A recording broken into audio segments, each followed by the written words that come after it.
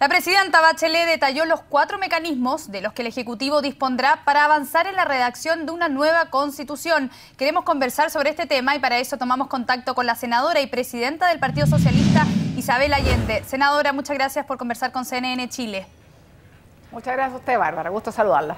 Senadora, grandes rasgos, en términos generales, ¿cómo recibe usted el anuncio de la presidenta de este proceso constituyente? Bueno, yo creo que es muy importante.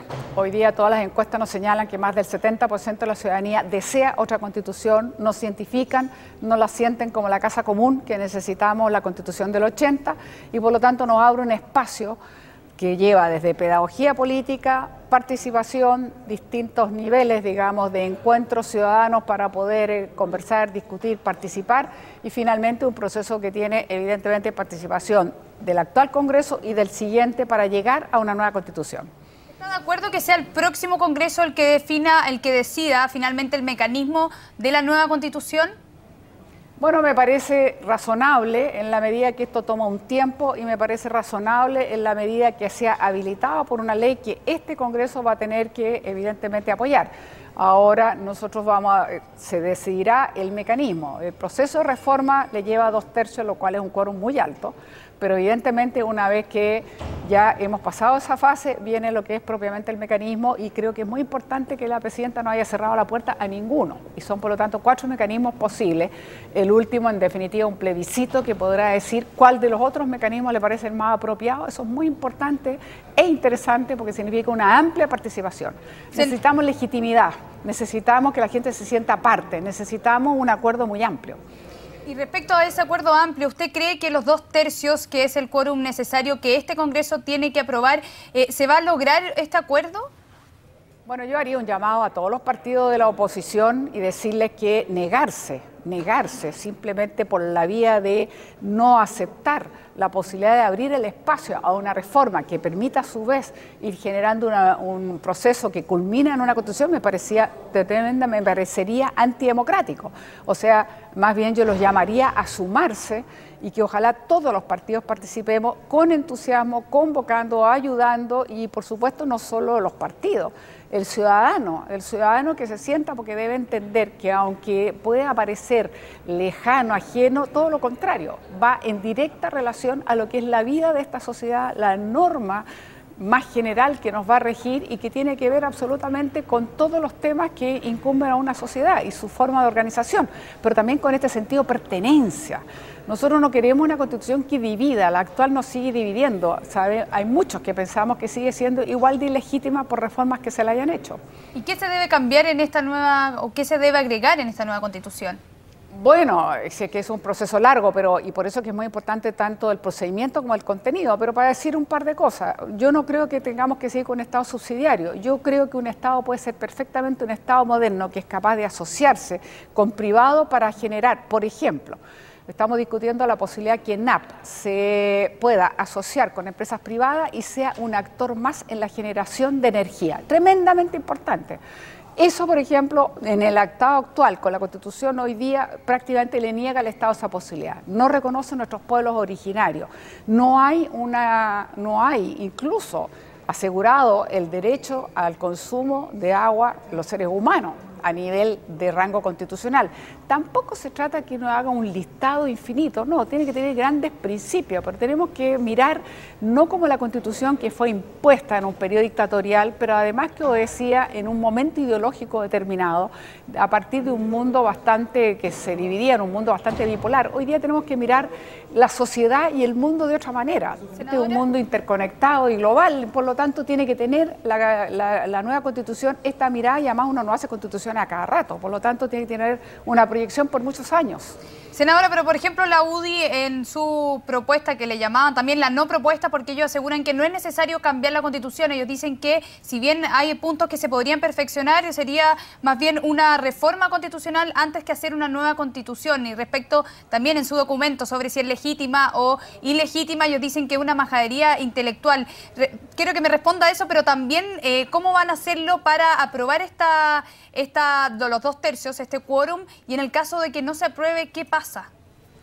Bueno, a ver, primero yo creo que está muy lejos de una majadería intelectual, porque si le estoy diciendo que todas las encuestas hablan que a lo menos el 70% de los ciudadanos cree y siente y quisiera tener una constitución originada en democracia y hecha democráticamente, francamente es bastante más que una majadería. Entonces yo no entiendo un partido político serio que haga su rol opositor, pero que tenga ese tipo de concepción. Me parece que es completamente mostrar el que siguen defendiendo una constitución autoritaria que impone a una parte de la población, que le impide, porque es contramayoritaria, o sea, nos ha impedido por años con un sistema electoral que beneficiaba a grandes coaliciones, pero impedía a terceras fuerzas, más competitividad, no permite, como digo, un Estado que pueda ser moderno, que se asocie con privados para ser más activo, una cantidad de temas que simplemente se eliminaron o no existen de frentón como reconocimiento a nuestros pueblos originarios, tan simple como eso, o que no existía hasta que hicimos la reforma del derecho a voto. Entonces,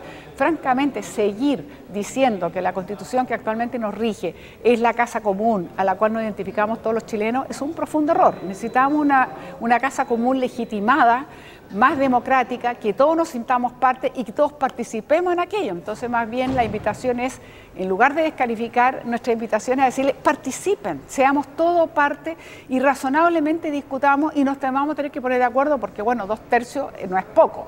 2/3 el quórum que exige para esta reforma y luego será por 3/5 para el tipo de mecanismo que el nuevo Congreso va a aprobar y por lo tanto esa será la definición que se va a tomar por un quórum que también es bastante alto, pero que es menos alto obviamente que el que exige para poder habilitar el proceso de una nueva constitución.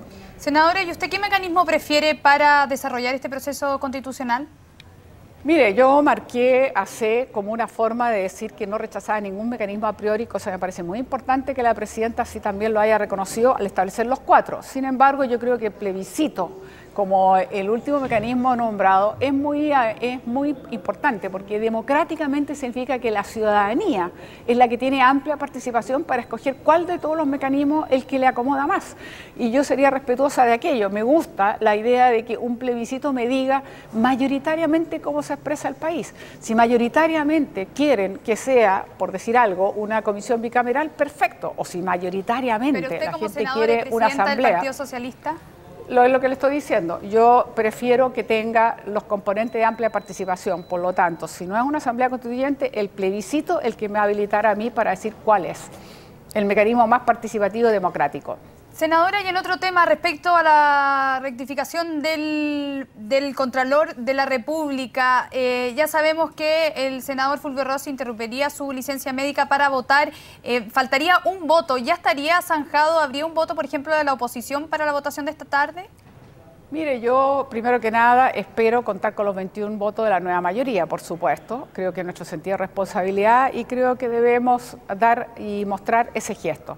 Y lo segundo, la verdad es que nosotros no nos corresponde a nosotros definirlo, es una conversación que entiendo está llevando el ministro del Interior y espero que sí, que contemos con ese o más votos que nos permitan decir hoy día hemos elegido al Contralor y de esta manera separarlo completamente del proceso siguiente que viene, que no se relacionan, no están vinculados, pero que también es muy trascendente como la elección del nuevo fiscal.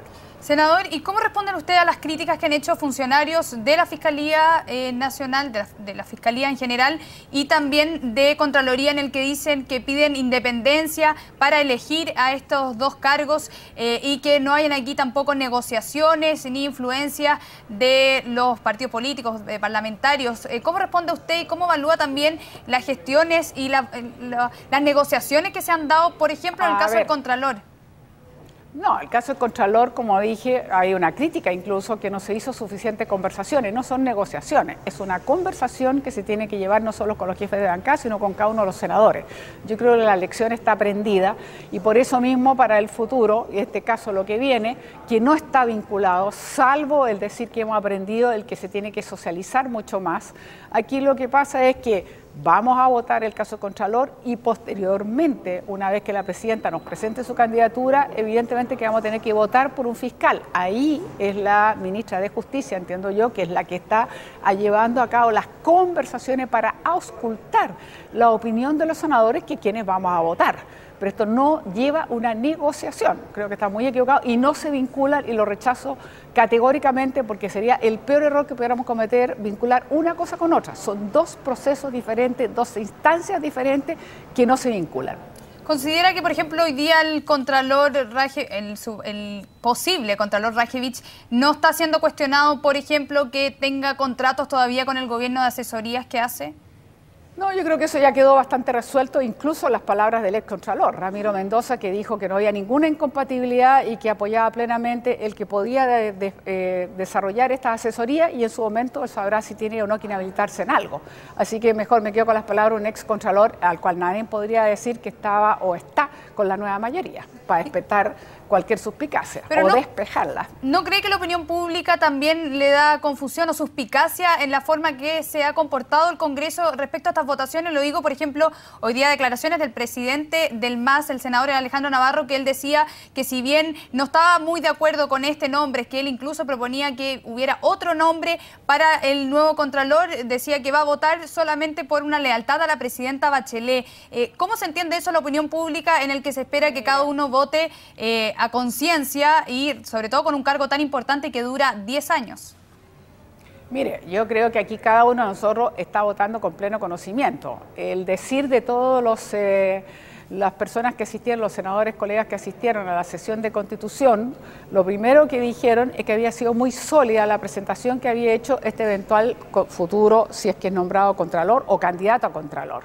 Dijeron que había sido absolutamente sólida y fuera de eso había despejado un tema que estaba dando vuelta, que tenía que ver en relación a la duración que tomó su doctorado y el tema con el Consejo de Defensa del Estado. Yo creo que hay que quedarse con la solidez, con el currículum, y por algo el candidato que presentó a la presidenta. No es solamente un acto de lealtad que yo creo que debe existir en una coalición que apoya, por supuesto, a este gobierno, que es nuestro gobierno, sino que además tiene que ver con la solidez de un currículum. Y yo tengo la impresión, y claramente creo que lo que vamos a votar, tenemos la convicción que este candidato reúne esas condiciones como para ser perfectamente habilitado para que sea el Contralor General de la República, y por lo tanto despejar cualquier susceptibilidad, y por favor no sigamos entre nosotros tirándonos realmente cargos innecesarios. Aquí yo creo que queda claro que está perfectamente habilitado desde el punto de vista profesional, desde el punto de vista de su formación, desde el punto de vista de su capacidad para ser el Contralor General de la República. Y como repito una vez más, que no tiene ninguna vinculación con el tema del fiscal, que ese es otro tema que tenemos que saber el nombre que elegir y del cual yo efectivamente creo que a futuro habrá que regular si debe o no debe existir conversaciones, qué tipo de conversaciones y qué forma. Todo lo que yo sé es que la ministra de Justicia es la que lleva esta conversación con los comités, con los senadores, cosa que es evidente que tiene que ocultar qué grado de aceptación o adhesión despiertan, y los 5 candidatos a mi juicio son completamente idóneos, así que en eso no tenemos ningún problema. Nosotros como bancada, por lo menos, hasta ahora no hemos hablado de un nombre, sino que hemos hablado más bien de criterio, y partiendo de la base que los 5 eventuales candidatos a fiscales son completamente idóneos para poder estar presentes.